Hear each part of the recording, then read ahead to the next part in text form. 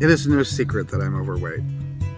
And it's really interesting how many people who are compassionate and loving want to remind me of that, as if I've never walked past a reflective surface. And when the first thing that goes through my head now when someone points that out is, I might be overweight, but you're judgmental. Okay? Let me share this with you. I used to work out all the time, and I used to, have a really good body. And then when my thyroid started to go bad, I started to gain weight, and I had to have this conversation with myself. Do I work out 3 times as much, or do I decide to just start focusing on my mind? And 2 masters come to mind. Padmasambhava. Padmasambhava said, death is certain, and it comes without warning. And Shantideva. Shantideva said, when the messengers of death arrive, what use are friends and family? Only my merit will serve me, and I have not applied myself. And it's that last part, when Shantideva says, I have not applied myself, who the hell am I? So I realized I need to put more effort into my mind, because when death comes, the only thing that I've got is my mind. And even that, if I've not reached certain states of awareness and consciousness on deeper levels, that's all of that is gone at the moment of death. And it is possible that if you're able to train the mind and hold it with concentration through those 9 mental states, that you can reach depths that when death occurs, that's what you will identify with as you move on. And that's how Rinpoches, the Dalai Lama, and so on are able to have more deliberate say in where their rebirth occurs. And that was more important to me than having a nice body. So I'm so sorry. Here's my apology to you people who've criticized.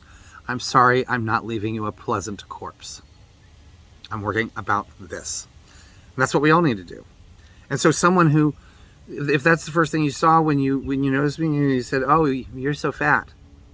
What does that say about what you look at? What's that tell me about the workings of your own mind? You say I'm fat, but do you have compassion for the animals and so on and so forth? Because they look ridiculously different than a human. We need to be developing our heart and looking past the appearances and to a brother or sister consciousness that is there in front of us. And that includes insects. That's why I forced myself to touch a tarantula, the granddaddy of all spiders, so I could get rid of my fear of spiders. I don't want to harm other sentient beings. I don't want to harm my brother and sister consciousnesses. So I'm sorry if I'm plump, but some people have a story. And some people have a reason, but that's not even your business. What is your business is to develop your heart that when you see them, you are moved to love them. And if you say, oh, but I just want you to live longer.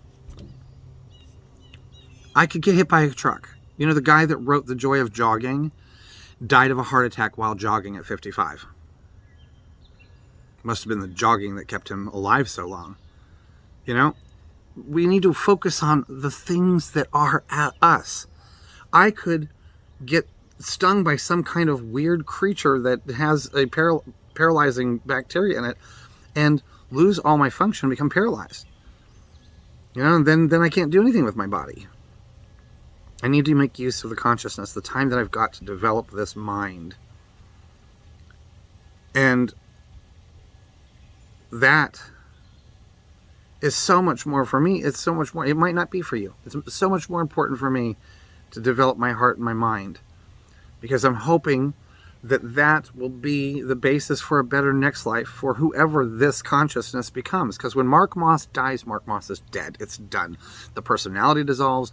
All of those parts that make up me are gone. This is a unique moment in the history of being. There's never been a me before this, and there's never going to be a me after this. So I have to use this time to develop the stuff that is the most important part of who we are. Because we only have this chance. The Tibetans like to say, imagine that you are living in a home and you always go out searching for treasure, but you don't know that your house was built above a mother lode of gold.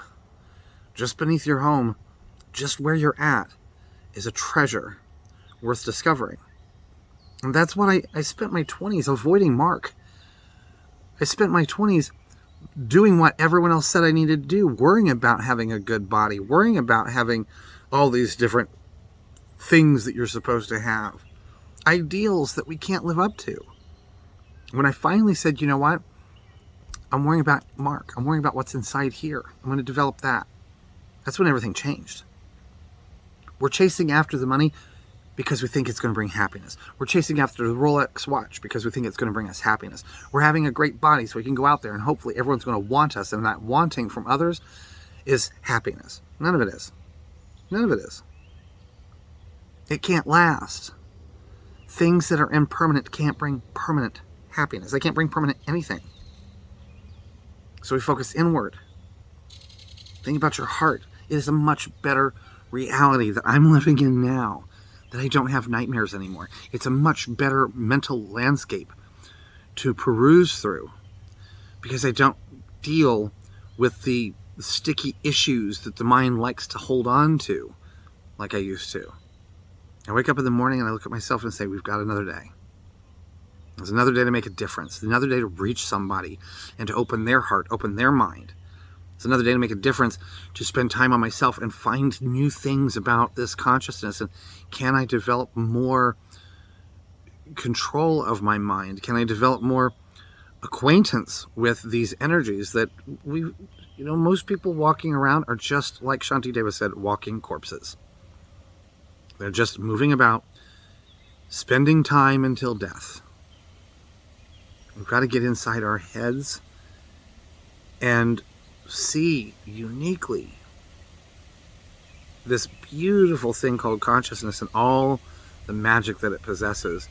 And it's at our fingertips and we don't even know it. We don't even know that we're going around and creating this reality from our thoughts. All of this stuff is happening because consciousness is here. There's consciousness in so many different forms. In human form, in the form of that family of deer I saw walking across the street, in the girl who gave me my coffee this morning, in the insects that have been landing on my leg and thinking I'm a meal. There's consciousness everywhere. That's on a more ultimate but not completely ultimate scale. That's more who we are. And love is this beautiful sunshine in our heart that we need to stop putting clouds in front of it. We need to stop putting these thunderstorms between us and everyone else. So if you look at me and you see that I'm fat, have a nice day. If you see something else, you want to know more about it, I'm right here. And I'd love to share. My teacher, Geshe Jin Sonam, changed my reality, changed my life, gave me a mind now that is serviceable, usable, and it's my servant. And I continue to learn more and more about it every day. So, next time you look at somebody and they're a little bit different, they don't look particularly like the way you want them to look, and they don't sound or smell the way you think they should, you need to do some serious reflection every morning.